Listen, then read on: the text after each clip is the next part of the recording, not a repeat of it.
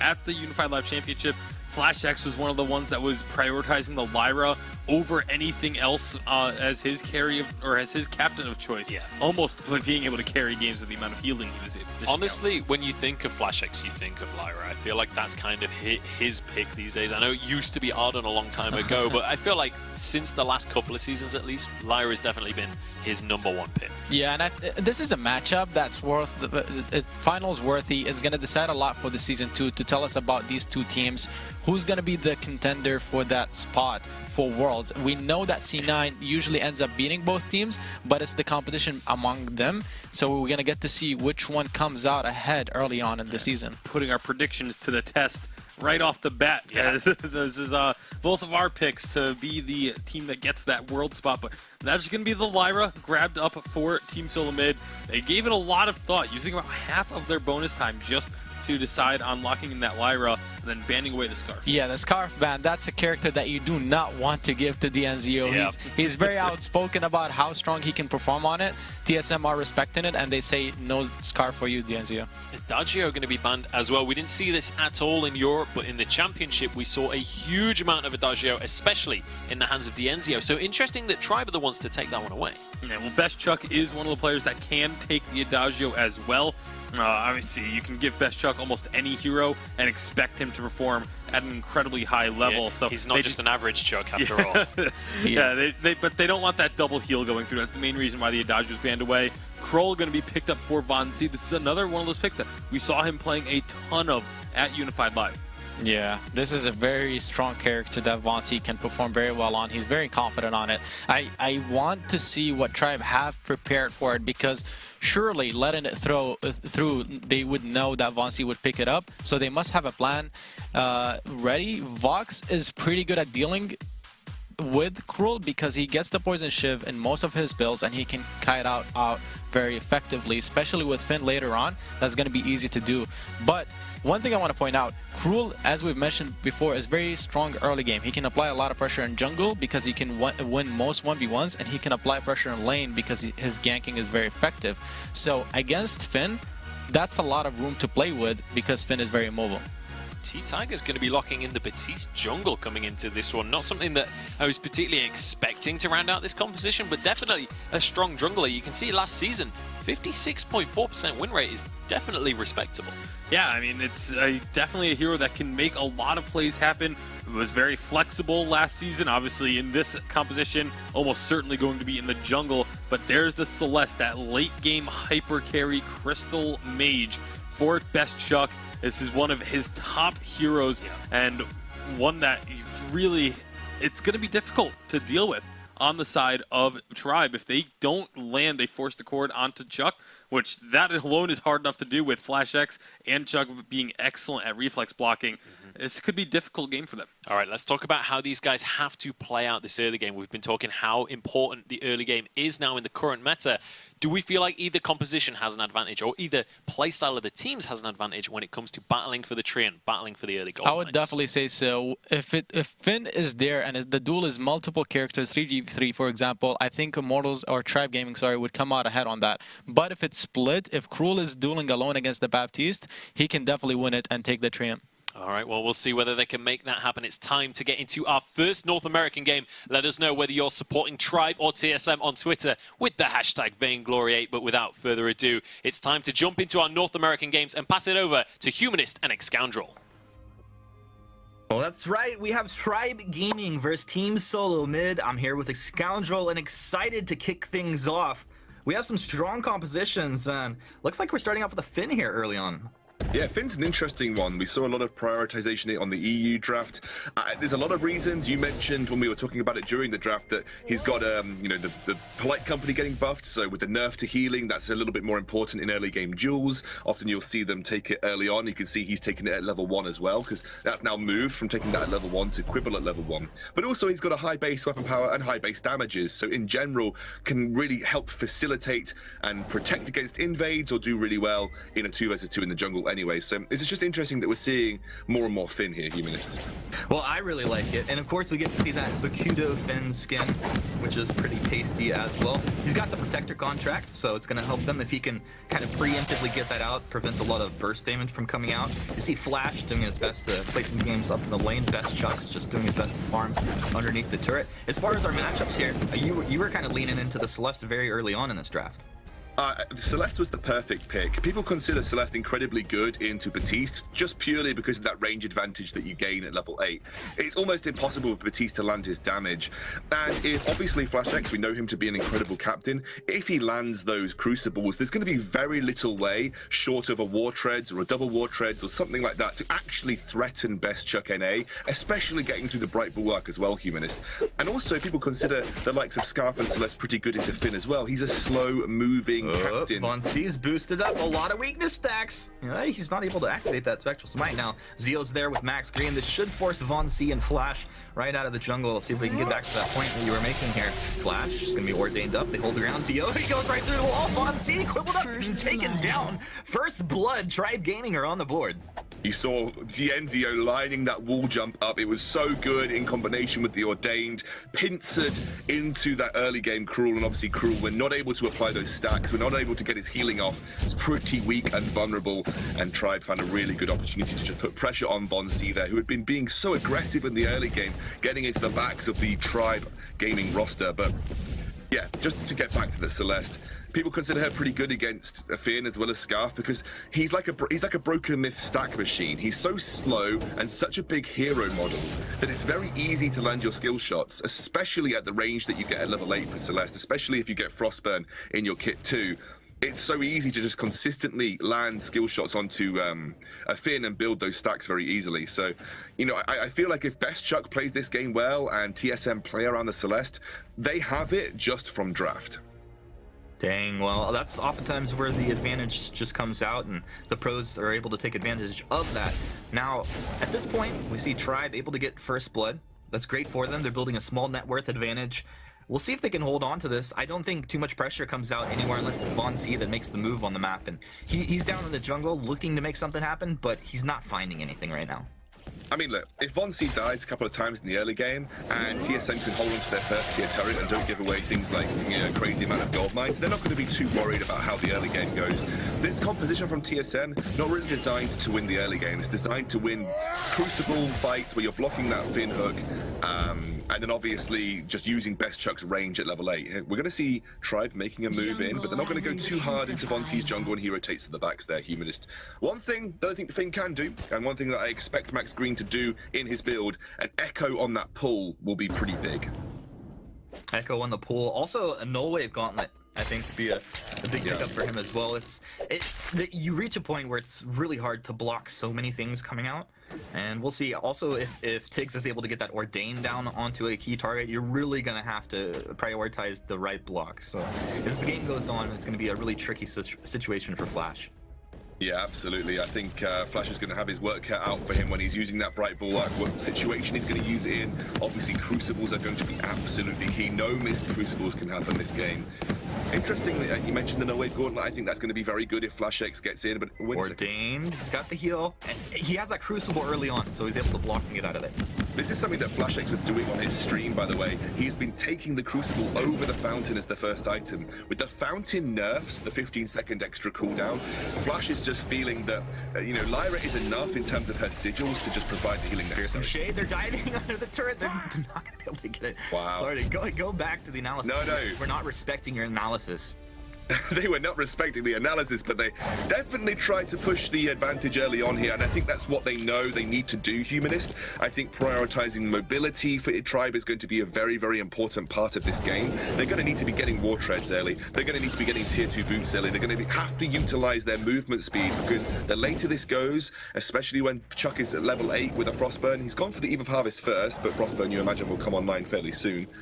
it's going to be harder and harder for them to find the engaging opportunities. From Hellsart, it's able to connect, and all the core collapse as well. The damage comes through. Solar Storm clips him. It's the Spectral Smite activation, able to get it, and with the healing from that Flask, Vainglory8 is right back in fighting shape. Flash, of course, giving him the sigil as well. Best Chuck's there, lighting him up, and look at how low the health is on the first turret.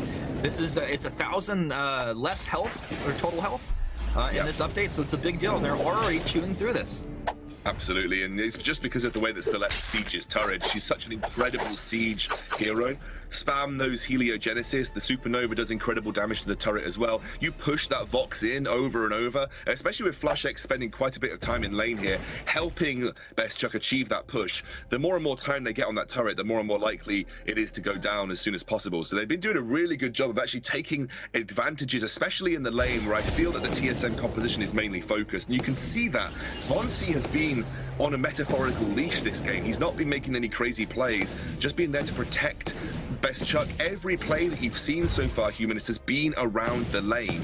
And I think that's because both teams realize how important it is to get an advantage here, especially against Best Chuck, and also keeping Best Chuck safe for TSM. Well, Vainglory8 also playing around that cooldown now. Ordained is out. Quibble's going to come through as well. Vainglory8 taking a lot of damage, but he wants Zeo. Zeo kiting backwards. Can he get there? Yes, he can. Vainglory8 not able to find the kill. They turn it around, take Vainglory8 down. Now Tribe, I don't know if they want to chase under that turret here, but they're going to be quite okay just taking the Vainglory8 kill. They've got the Fountain still available as well, so Dienzio is obviously going to be a lot more healthy than he so appears right now. Again, trying to get some pressure down onto this turret, but a really good wave clear from TSM to prevent that Tribe roster from making their way towards a turret dive. Maybe going for this gold miner? No, they're just going to back off and head round to their own jungle again. TSM just pushing Tribe back, buying time, because time is the most valuable commodity to the TSM positioning if they want to go on this. He's going to move around. Bad Mojo there. First couple attacks, didn't have the Ordained ready to go. It's blocked off anyway by Best Chuck. Chuck able to get out of that one. Takes nice positioning though. Yeah, absolutely. Really sort of going against the fact that Flash hasn't really had the opportunity to control much vision with scout traps here. He's been very invested into using all of his item slots to build towards the Fountain while retaining the contract. You can see, since the slot efficiency, he's not had the opportunity to pick up many flares or scout traps at all. So vision has been fairly lackluster for TSM. Vainglory8 had from Hellsart. And I guess he decided he had to throw it because he had it. That was an interesting throw there. Anyway, that'll come back up about 50 seconds from now. TSM might want to just kind of hold off on the gas until that comes back off. Hold up. Yeah, I think so. I mean, Chuck's nice block there by Flash. You need to keep doing that all game and you'll be absolutely perfect. Chuck is now level 8, by the way. Wait, see what happens. Flash, the Fearsome Shade coming through as well. Flash taking a whole bunch of damage, but dude, the Imperial Sigil is so good. You just drop it, and if you feel like a lot of people would die, a lot of people would have to teleport back, but not the Lyra here. No, Flash has got the opportunity to go and pick up the Fountain now if he wants to, but doesn't want to leave Best Chuck defending this turret. Best Chuck's on very low energy right now. Hasn't picked up any energy regeneration in his build, apart from that. So he's actually, yes, he has the Eve of Harvest, lull. But obviously it's just Eve of Harvest. If you're spamming the skills, it will only regenerate a certain amount of mana. The real regeneration powerhouse comes out when you get the clockwork, and Best Chuck will be working towards that after his Frostburn, I imagine. Vainglory8 probably a little bit tilted right now that he doesn't have vision on their Tri-Brush. Zeo and Max Green doing a really good job to just control that up and not allow the Kroll to actually rotate up from down in the jungle, which was kind of catching them off guard before. Yeah, absolutely. And actually, the vision control for TSM, it's almost as if they realize that it's not even worth trying to contest jungle area because everything is on Best Chuck for this game. Have you noticed that even despite the jungle changes, even despite FlashX getting more experience by heading around with Vainglory8 and trying to make more plays in the jungle, he has been in the lane 24/7, hasn't left the lane, didn't even head to jungle shop to complete his Fountain, didn't look to go pick up vision. It's simply because of that recurring theme that we've been talking about over and over again. Chuck is the key to the victory here for TSM, and FlashX knows it. He doesn't care what Vainglory8's doing in the jungle. If Vainglory8's farming and getting tanky and getting a bit of items behind him, fine, fair enough. But nice block once again on the forced accord there. Vainglory8's going to just move right back in incredibly aggressively. Blocks the Ordained. The Solar Storm coming through from Best Chuck as well. These guys just throwing blows at each other. Yeah, I mean, Chuck's now got that range advantage, though, and you can see it. And Tribe, they're really struggling. There's the Polite Company coming out, buying them some time, but one more Heliogenesis will do it. Oh, that turret almost going down, able to stay alive just on Knife's Edge. Fearsome Shade not quite connecting. Tiggs getting back, the Fountain's down, Max Green with the Polite Company, Zeo kiting backwards as Von C moved in. Helio's just across the whole lane here. Tribe just on the back foot. This is going to be a dangerous situation. I mean, Lyra can continue to heal her team, giving the movement speed buff as well as Zeo just hanging her out just as close as he can to the fight, but it's incredibly dangerous. Von C, the burst damage is there. He also went for the Aegis very early on, so Tig's damage is reduced. He's on the T-Tigers. Von C doing a lot of damage. Quibble will come through, Ordained as well. Von C able to hold his ground at this point. Flash has the sigil, heals him right back up. Yeah, Chuck also running out of energy here again. He's only got that singular energy regeneration item in tow, so he's not going to get that continuous regeneration that you get from the Clockwork and Eve of Harvest build. Von C going for the Aegis makes a lot of sense. Doesn't want to get his mobility limited by that Ordained, and realistically, he's the only target that I think Tribe are going to have the opportunity to land an Ordained on anyway. So if he gets that Aegis early on, it means he's going to be able to continuously keep himself safe in these fights regardless. Won't have to rely on Flash X, who might get caught out here. Oh, they blocked the Ordained. He'll get out. Oh, the portal. Passage. Flash just dancing. Oh man, I feel like dancing. That was nice. Damn, Flash, quick fingers. I mean, he was talking about, feeling like he wasn't on the top of his game, but he's certainly come back to the VGA after what was a pretty emotional set of games from the Unified Western Live Championships, and looks like he's playing at his best. Max Green there, tanking up a lot of damage because of that. Well, it was a nice way. And from Hell's Heart connects. It's on to Tiggs. Tiggs taking a whole bunch of damage. The Fountain comes out. He's down anyway. Von C onto Zeo. Zeo kiting back. Can he get another Sonic Zoom? 2 seconds. Von C got a bunch of weakness stacks. The Fountain will come out from Flash. They're keeping him alive at this point. And a lot of region they're not able to chew through. Yeah, but Chuck was almost untouched in that fight, Humanist, and that was realistically, one of the major faults for Tribe. If you're not touching Chuck and you're just trying to peel off a Von C who's only got a tension bone and Aegis right now, you're not in a good position for the rest of this game. Another reason why you might be seeing Finn come out in this current meta is the popularity of Scarf and Celeste. Remember when Wrecked at I think it was the Autumn Live Championships, the North American Autumn Live Championships, just over a year ago now. Remember when Wrecked played Finn with Fountain double tier 2 shielding? Absolutely. And that was a really good anti-double CP captain. It probably worked in the same vein for Max Green here. Remember, you're sharing out that kind of resistances that you're building. So maybe this is another reason. You can see Max Green knows how important it is for him to have the mobility. He's gone for Aegis, rushed into Journey boots. Wow. That's really important because he wants to rush in there, get a Quibble, get a Polite Company, and then once he's burned a couple of those cooldowns like the Crucible maybe, that's when he's going to try and strike with that Forced Accord. Or he burns the Crucible with Forced Accord, then rushes in, looks for a Polite Company and a Quibble. So again, mobility, like we said, for Tribe, very important this game.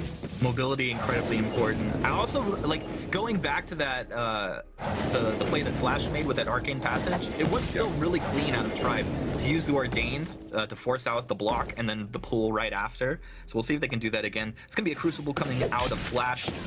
Best Chuck able to hold his reflex here. A couple of Helios down. Max taking a whole bunch of damage. Are they committing? The Quibble lands onto 2, moving forward. Good job by Max to be the front side. T-Tiger's taking a whole bunch of damage. And he's taking it down with a massive Solar Storm. So Von C, he's in there, but right back out. The wait for it should come through, landing onto another Quibble. What can you do? Zeo kiting back with the Sonic Zone. He turns it. Good damage coming out, but you got to be careful. Best Chuck's still here. He has a lot of damage. Supernova comes through. A double kill coming out for Best Chuck and Max Green. Last man standing here. It's a 2 for 2, but Best Chuck should get the better of this one. The basic attack will follow for days. A Heliogenesis to clean up and an ace for Team Solomid. There we go, the piercing coming out from Best Chuck. Now he has got that piercing shard in tow, so he's going to start getting through some of the shielding. He also lined up that shot with the Solar Storm straight into the firing range. T-Tigers and Max Green were in full view of that. Wow, Fearsome Shade coming out just to stop this tier 2 turret going down and to clear the way for Tribe. But I mean, they fared a little bit better than I thought they would in that fight, Humanist. TSM were so desperate to continue that fight. Best Chuck wasn't quite landing the right positioning for his Supernova. And I've got to say, Dienzio's quick feet, his dancing shoes were on. He managed to scrape some semblance of a return in that fight there with a 2 for 3 overall trade. Everybody's dancing out here today. That's what it's all about. I would expect no less with teams of this caliber out here. Now, things get interesting, Scoundrel. We're 15 minutes in. Kraken has spawned on the map, so a big team fight can spell disaster. Oh, 3-man! Global coming through. Max Green. Woo! Who is this guy? Look at the Helios down. Actually, from Hell's Heart connecting on to Finn. Finn trying to get back. He body blocked that from Hell's Heart as well. A wait for it comes through, silencing up 2. Flash is going to move back. Look at this disruption coming out. T-Tiger's trying to find the damage on Best Chuck, but they take him down. Best Chuck with a double. He's looking for the triple. Triple kill. Yeah, how about a triple Ace. kill? Why not? Best Chuck doing exactly what you said he needed to do. I mean, look how many stacks he had before Tribe were even in a close position to start attacking them. Before T-Tigers even got a good bad mojo off, before Dienzio even landed a basic attack, Best Chuck had 5 broken myth stacks, because again, it is so difficult to threaten this Celeste on the back line. They boxed themselves in with this Batiste pick in their composition, and I think TSM drafted this really sensibly. They knew that Celeste could have been good in this composition, but they didn't want to draft it immediately because it would have been too easy to counter straight up. They're going to get the Kraken here, Humanist. Oh boy. All right, well, okay. You said it's a draft thing. Obviously, they have a strong advantage, but what can Tribe do to kind of take away from that advantage? I mean, it almost has to be a sense of Max Green has to rush in there. He has to try and land a Quibble to at least burn a reflex block, if not try and burn the Crucible. Echo, I think, would be a really important item for him as well, but he hasn't looked like he wanted to prioritize that. Because Echo, you can throw out one Force to Court, you force the Crucible, Echo, then try and get another Force to Court to land, because you obviously you're then going to be relying on individual reflex blocks at that point, and you might be able to burn those with a Fearsome Shade or an Ordained, for instance. So I think Echo would have been a really good item for Max Green to pick up to get past the Crucible, which is the one barrier that is stopping Max Green from actually landing, you know, this. All right, well, there's your first Crucible off. Solar Storm's just going to rip through. Tiggs taking on that Solar Storm. Best Chuck lighting him up. Wow, that was a thing of beauty. Kraken still incredibly healthy. This is looking like Tribe going to get taken out here early on. 17 minutes into this one. Big damage coming out. Yeah, this is going to be all she wrote. Team Solomid.